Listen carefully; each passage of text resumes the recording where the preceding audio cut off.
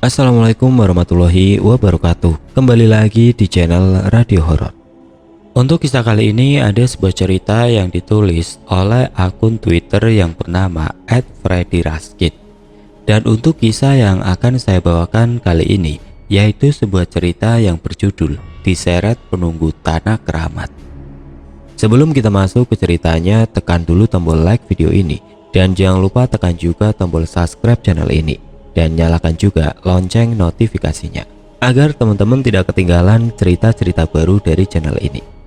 Dan bagi teman-teman yang ingin membaca langsung ceritanya, nanti silahkan saja kunjungi linknya yang nanti akan saya sertakan di kolom deskripsi. Dan jangan lupa follow juga akun Twitter penulis. Dan seperti apa untuk kisah kali ini? Langsung saja kita simak berikut ini. 2019, mobil pickup yang ditumpangi 4 orang tukang ukur tanah melaju cepat. Jalan gumintir yang berkelok-kelok membuat keempat orang bujangan itu harus mencengkram kuat pinggiran bak pickup. Sesekali mereka tertawa saat ada yang terkejut karena hempasan mobil. Yono, Atek, Anam, dan Ipin hari itu mendapat job untuk mengukur salah satu tanah warisan yang ada di pinggiran kabupaten. Rencananya mereka akan menginap antara 4 hari sampai seminggu. Setelah 2,5 jam di jalan, mobil pick-up akhirnya berhenti di sebuah kampung. Mereka langsung diturunkan di dekat lokasi tanah yang akan mereka ukur. Tanahnya cukup luas. Kalau dikira mungkin sekitar 4-5 bahu lebarnya. "Turun sini ya, besok bos kesini, langsung diukur saja," ujar Lamto. Setelah memberikan beberapa lembar uang 50 ribuan kepada Atek, Lamto langsung pulang kembali ke kota. Mobil pick-up yang membawa 4 orang tukang ukur langsung tancap gas. Atek dan Anam langsung mencari sebuah tempat rindang. Mereka menaruh barang-barang yang berisi peralatan ukur. Yono dan Ipin memilih berjalan ke arah kampung. "Sebentar, aku beli rokok, Tek. Kamu titip." Atek mengacungkan 2 jarinya. Yono mengangguk lalu berlari mengejar Ipin yang sudah berjalan lebih dulu. Warung rokok yang mereka cari ternyata cukup jauh. Jaraknya sekitar 500 meter dari tempat mereka diturunkan. Rumah warga juga berdiri jarang-jarang, dipisahkan halaman yang rata-rata jauh lebih luas dari ukuran rumah. Pohon kapas tumbuh berjajar memisah jalan. "Bu, beli rokok kretek 4," kata Ipin kepada pemilik warung. Seorang wanita bertubuh subur dengan kulit gelap tampak tersenyum dari balik jendela warung. "Mau kemana, Mas?" tanya wanita itu sambil menyodorkan rokok. "Saya mau mengukur tanah, Bu, di sana," Ipin menjawab sambil menunjuk arah. "Oh, di kebun di sana ya, Mas?" Wanita itu tersenyum menerima uang dari Ipin. Setelah menyedot sebatang rokok, Ipin dan Yanto kembali. Baru 10 meter mereka berjalan, wanita pemilik warung keluar mendekati mereka. "Hati-hati, Mas, di sana agak angker, tidak usah memindah barang." Ipin mengangguk, lalu kembali berjalan mengiringi Yono. Di ladang, Anam dan Atek sudah berhasil mendirikan sebuah pondok sederhana. Bidak kecil lebih tepatnya. 2 pohon asam yang berdiri sejajar digunakan sebagai tiang. Tali direntangkan dibuat untuk rangka atap. Tutupnya menggunakan terpal yang mereka bawa dari kantor. Atek dan Anam langsung membuka rokok yang dibeli Ipin. Jam masih menunjukkan pukul 1:30 siang. Cukup panas, apalagi sebagian ladang masih terbuka. Tidak ada tanaman apapun. "Habis ini langsung kerja ya, mumpung terang," kata Atek. 10 menit kemudian semuanya mengambil tugasnya masing-masing. Ipin dan Anam mengulur meteran. Yono berlari lebih dulu membawa tiang ukur. Atek menyiapkan alat PPD untuk melihat posisi tiang yang dibawa Yono. Panas yang menyengat membuat keempat tukang langsung berkeringat. Setelah titik pertama dan kedua diukur, Yono mencari titik yang diarahkan Atek. Titik ini sedikit lebih rimbun daripada titik lainnya. Ada beberapa pohon sukun dan jati yang berdiri. Yono lalu mendirikan tiang yang dipegangnya. Dia berteriak-teriak agar Ipin segera mendekati dirinya. Tapi Ipin yang jaraknya sekitar 30 meter, seperti orang kebingungan. Dia seperti mencari-cari sesuatu. Yono berteriak lagi memanggil-manggil Ipin. Berulang kali berteriak, suaranya seperti tidak didengarkan oleh Ipin. "Nah, kenapa kesini?" Yono yang sedang berteriak tiba-tiba terkejut. Ada seorang pria dengan topi camping tiba-tiba berdiri di sampingnya. "Saya mengukur tanah, Pak," jawab Yono. Pria itu seperti tidak mengacuhkan jawaban Yono. Wajahnya tertutup bayangan pohon, seakan tidak merespon. "Besok saja kalau mau ngukur, kamu pamit dulu sama penjaga tanah." Yono agak bingung menjawab perintah pria itu. Dia lalu melirik Ipin dan kembali meneriaki temannya itu. Tapi Ipin tidak menoleh. "Sebentar, Pak, saya bilang sama teman saya," Yono berkata ke pria yang ada di sampingnya. Tapi pria itu tidak ada.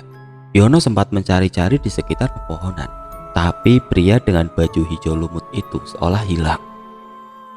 "Kemana bapak tadi?" batin Yono. Dia lalu berdiri menghampiri Ipin dan Anam. Mereka berdua terlihat duduk-duduk di pinggir ladang. "Saya panggil kok, nggak denger-denger telinganya." Ipin dan Anam yang melihat Yono seperti kaget. "Dari mana saja kamu, Yon? Dicariin." Anam mendelik ke Yono. Yono bingung, lalu bercerita jika dia tadi berada di rimbunan pohon dan memanggil-manggil Ipin. Tapi Ipin tidak mendengar panggilan Yono. Sampai akhirnya dia ditegur bapak-bapak. Yono menunjuk tempat bapak-bapak yang ditemuinya kepada Ipin dan Anam.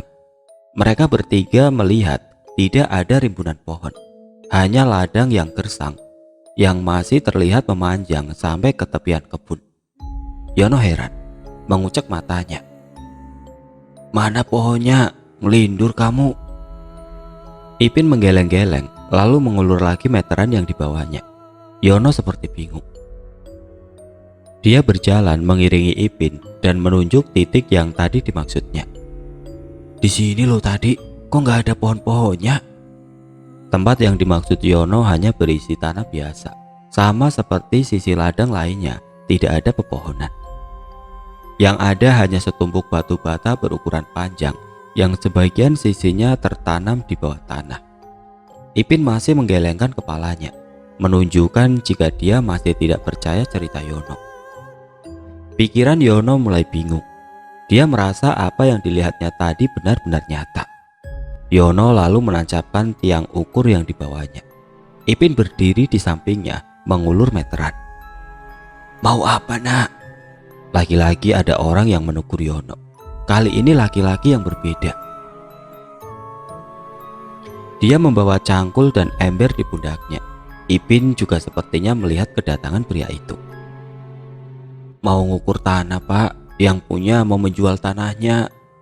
Kali ini Ipin yang menyahuti. Pria itu mengucapkan hal yang sama. Dia menyuruh Ipin untuk pamit dulu kepada penjaga ladang. Ipin kelihatan jengkel sebenarnya karena jaraknya dengan rumah yang ditunjuk orang itu cukup jauh. "Kalau tidak pamit memangnya kenapa, Pak?" Ipin kembali menyahut sambil menggulung meteran. Pria itu menggeleng, lalu sedikit membentak. Ipin terlihat sekali menahan emosi. Yono dan Ipin kemudian pergi menghampiri Atek dan Anam. Atek kemudian memilih mengikuti keinginan pria itu. Dari jauh pria itu masih terlihat mengawasi mereka berempat. Atek berusaha menanyai orang kampung tentang magersari ladang yang akan diukur. Mereka menunjukkan sebuah rumah yang berdiri di ujung gapura kampung. Keempat tukang ukur itu lalu menuju rumah yang dimaksud. Jaraknya sekitar 1,5 kilometer dari ladang, berdiri di antara pohon kelor. Atek mengetuk pintu rumah kayu milik Magersari. Tak lama keluar seorang pria berusia 40-an tahun.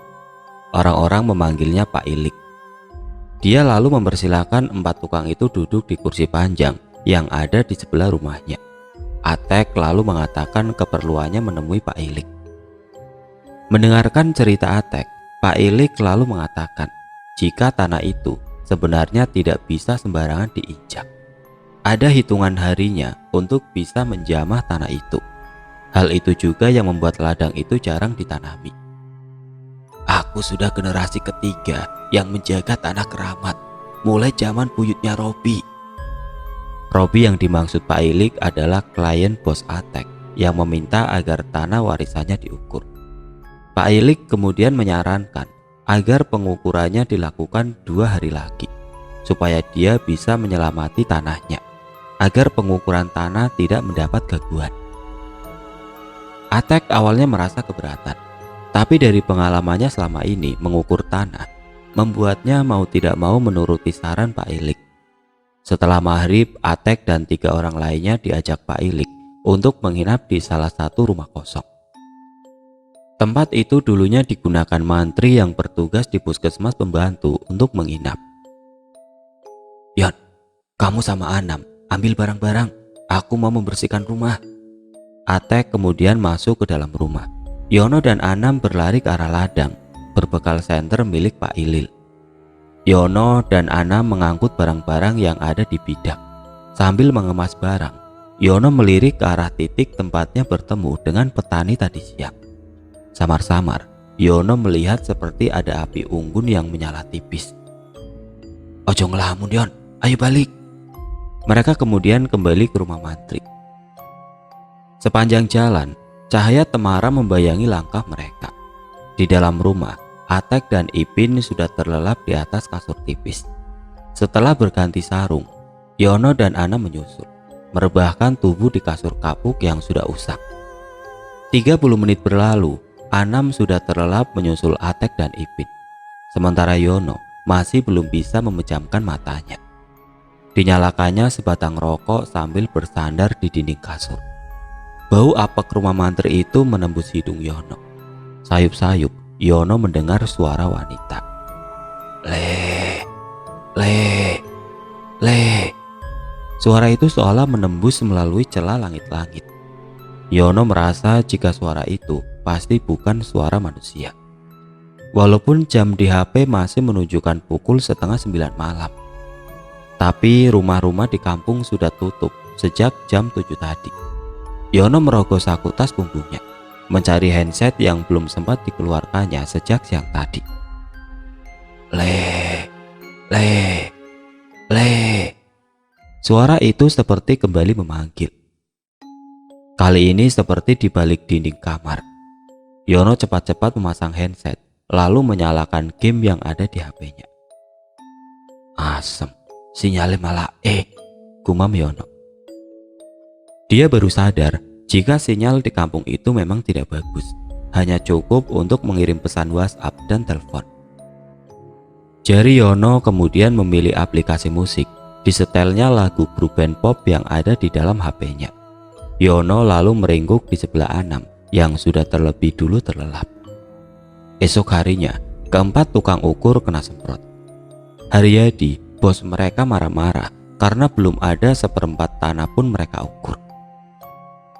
Tek, kan saya antar ke sini agak pagi, kok belum apa-apa? Atek hanya bisa menunduk. Dia lalu cepat-cepat mengajak 3 orang tukang lainnya untuk memulai pengukuran. Haryadi tidak mau tahu. Dia ingin hari itu separuh tanah sudah terukur. Jadi estimasi 4 hari waktu pengukuran sudah selesai. Saya mau keluar dulu, nanti malam aku kesini lagi. Haryadi lalu pergi menunggangi mobil Triton keluar kampung. Atek hanya bisa menyuruh tukang-tukang lainnya untuk segera menuruti keinginan bosnya. Anam dan Ipin langsung berlari menyiapkan diri.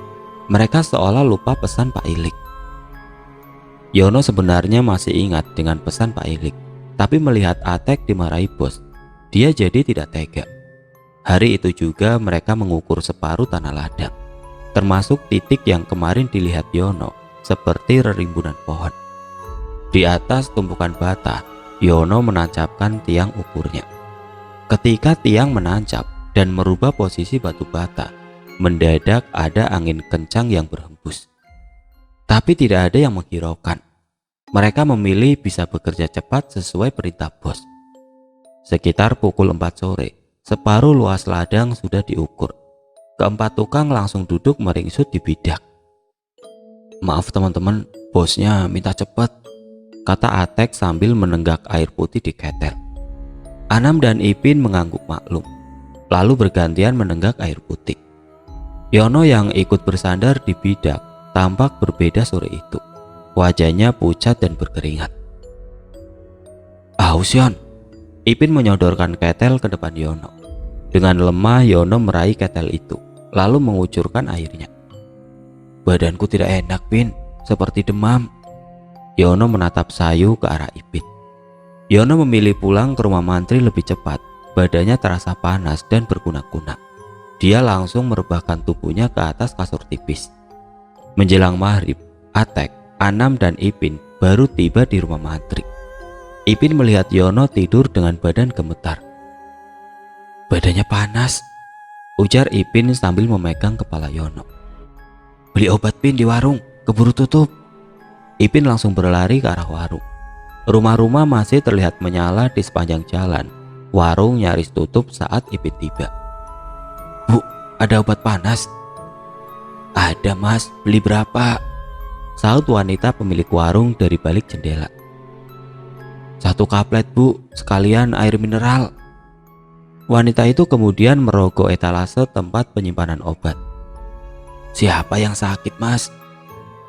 "Teman saya, Bu, kecapean sepertinya," sahut Ipin sambil melirik rumah-rumah yang mulai mematikan lampunya. "Hati-hati, Mas, jangan-jangan kesurupan." "Ada-ada saja sampean, Bu."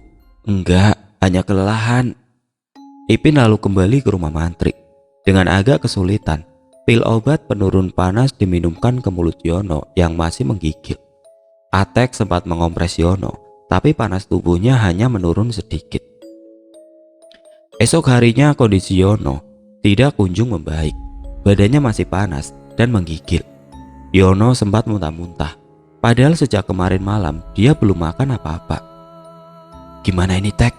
Gak bisa kalau cuma bekerja bertiga," Anam berkata sambil memijat kepala Yono. Atek menggaruk-garuk kepalanya. Dia bingung mencari solusi. Dilihatnya wajah Yono yang pucat lemah. Atek lalu berjalan mondar-mandir sambil merokok di depan rumah. Tidak lama dia kembali lagi ke dalam rumah. Atek meminta Ipin menemani Yono, sementara Atek dan Anam akan meneruskan pekerjaan. "Kamu jaga Yono dulu, Pin. Aku mau menyelesaikan pekerjaan. Tadi ada orang yang mau aku bayar." Akhirnya tinggallah Ipin berdua dengan Yono. Dia beberapa kali mengambil air di ember untuk mengompres kepala Yono. "Panas, Pin, rasanya sakit," Yono berkata lirik. Ipin hanya bisa memandangi dengan sedih. Baru kali ini dia melihat Yono sakit. Mata Yono banyak memejam. Sesekali terbuka, tapi hanya terlihat bagian putihnya saja. Sakit Yono ternyata tidak kunjung sembuh sampai malam hari. Atek yang sudah kehabisan cara lalu pergi ke rumah Pak Ilik. Tidak disangka, ternyata Pak Ilik sudah tahu apa yang menimpa Yono. Dia memarahi Atek karena dianggapnya ceroboh. Akhirnya, Pak Ilik pun pergi ke rumah mantri melihat kondisi Yono. Pak Ilik sempat menggelengkan kepalanya.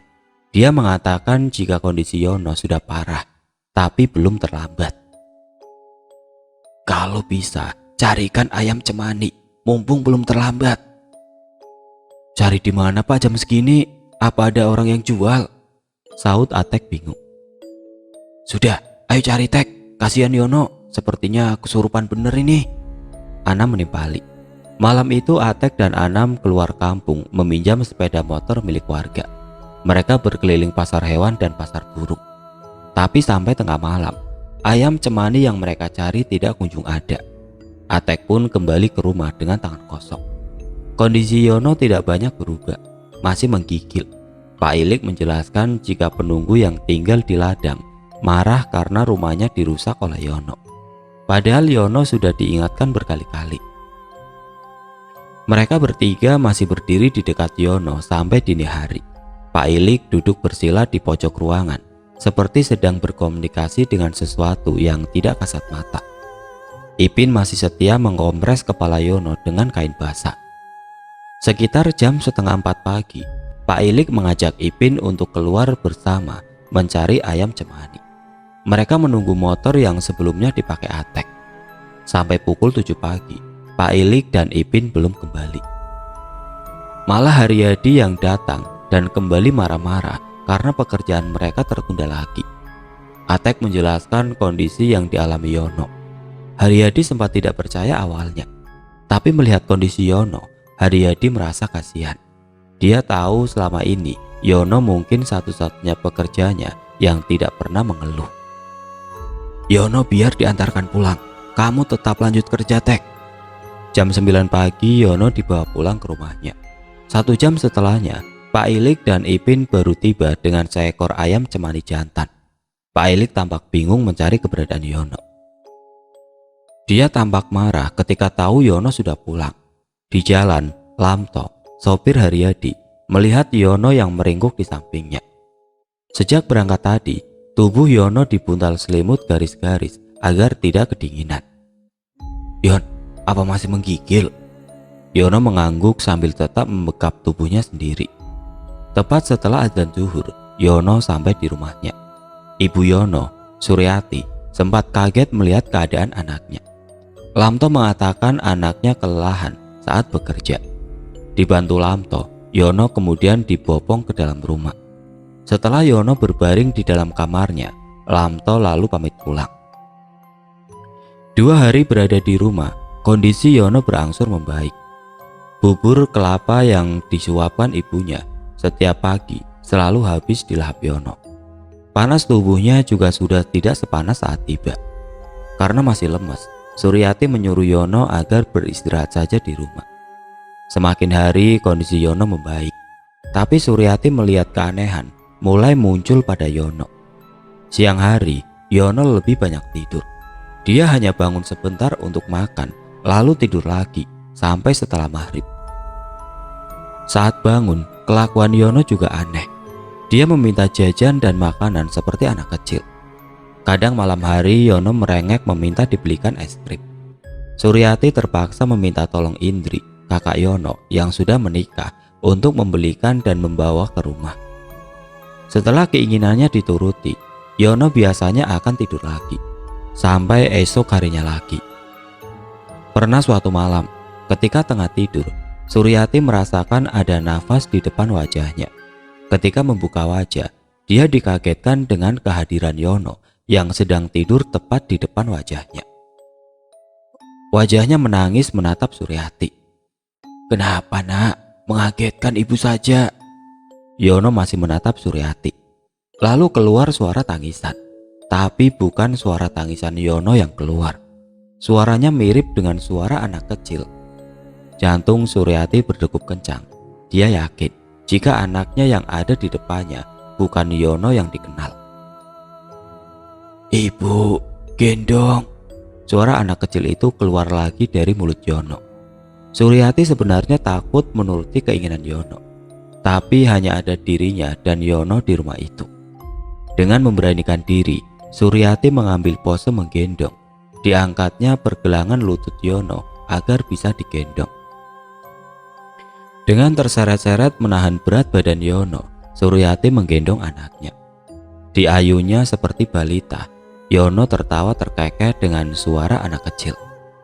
Esoknya, Suryati memberanikan diri mencari orang pintar. Dibantu Indri, Suryati membawa orang pintar itu ke rumah. Pak Malik namanya. Ketika tiba di dalam rumah, Yono sedang dalam keadaan tidur. Begitu Pak Malik mendekat, mata Yono yang awalnya terpejam tiba-tiba langsung melotot, lalu berteriak dengan suara perempuan. Pak Malik berusaha menyentuh kepala Yono, tapi tangannya langsung ditepis. Anak ini ikut saya, sudah sama saya. Suara perempuan keluar dari mulut Yono lalu diiringi tawa. Pak Malik masih berupaya mendekat untuk menggapai kepala Yono, tapi dia justru dicakar dan ditendang. Pak Malik terlihat kewalahan. Berulang kali mencoba, selalu diperlakukan sama, sampai dia akhirnya memilih mundur. Jenengan cari orang lain saja, Bu. Pak Malik lalu berpamitan kepada Suryati. Hal yang sama terjadi berulang kali, sampai ada sekitar 10 orang pintar yang dimintai tolong, tapi hasilnya tetap sama. Yono tetap sama rutinitasnya. Hari-harinya diisi dengan tidur saja. Jika bangun, biasanya dia akan berperilaku layaknya anak kecil atau perempuan.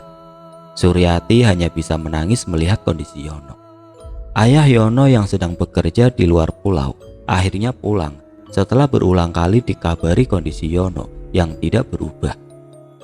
Di hari ke-27 pasca kepulangan Yono ke rumah, ada seorang pria tua yang datang ke rumah Yono. Mbah Pon namanya. Dia mengaku kakek dari salah satu teman wanita Yono. Suryati awalnya heran dengan kedatangan tiba-tiba pria tua tersebut. Apalagi Mbah Pon mengatakan akan mengobati Yono. "Tahu dari mana Mbah kalau anak saya sakit?" Mbah Pon dengan tenang menjawab keraguan Suryati.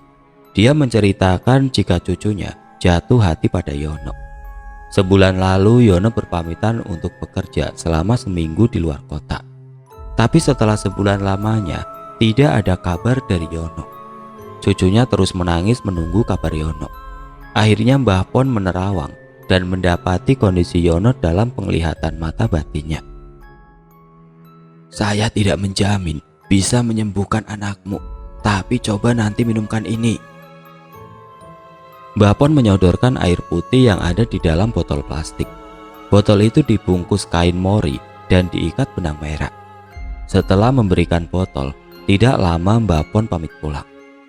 Suryati lalu berembuk dengan suaminya untuk memberikan minuman itu kepada Yono. Air itu diminumkan kepada Yono yang masih tertidur. Tidak ada perlawanan sama sekali. Yono terlihat meneguk air itu sampai tandas dalam kondisi mata sampai terlelap. Esok harinya Suryati kaget melihat Yono sudah duduk di depan kursi tamu sambil meminum air mineral. "Kamu sudah sembuh, Nak?" Suryati langsung duduk di samping Yono. Wajah Yono tampak lelah. Beberapa kali dia menggerakkan punggung dan tangannya. "Aku nggak sakit kok, Bu. Seingatku kemarin aku masih di tempat kerja. Lah kok sudah di sini?" Suryati tidak bisa menahan air matanya. Tidak lama suaminya bangun dan ikut duduk bersama Yono. Hari itu aktivitas Yono kembali normal seperti biasa.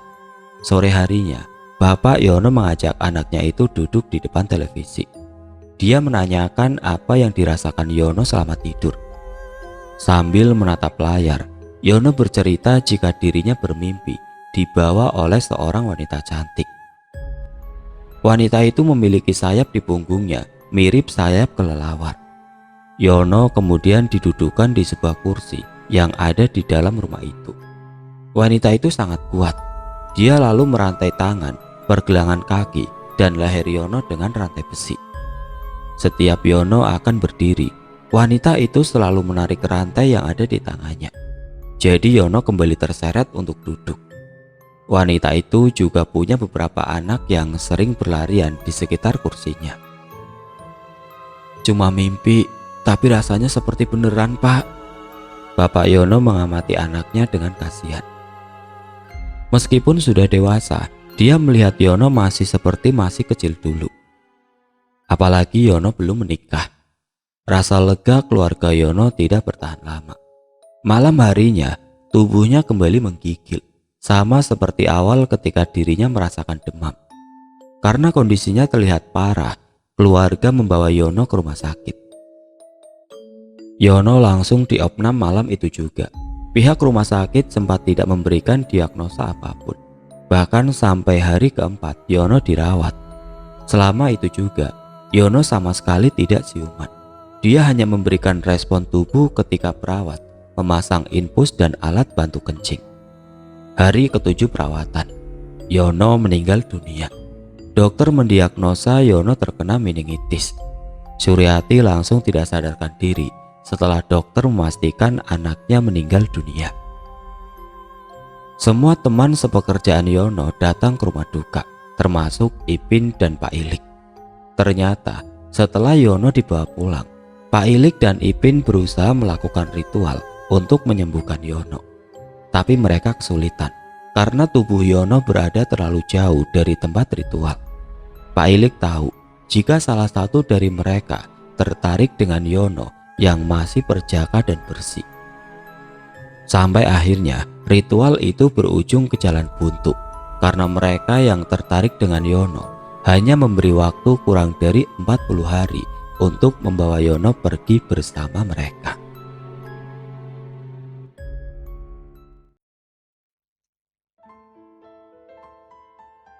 Oke teman-teman, sekian untuk cerita kali ini. Semoga apa yang sudah saya sampaikan dalam kisah ini dapat dijadikan pembelajaran untuk kita semua. Dan bagi teman-teman yang baru bergabung, jangan lupa untuk like, komen, share, serta subscribe channel ini. Dan nantikan kisah-kisah horor berikutnya tetap di channel Radio Horor. Wassalamualaikum warahmatullahi wabarakatuh.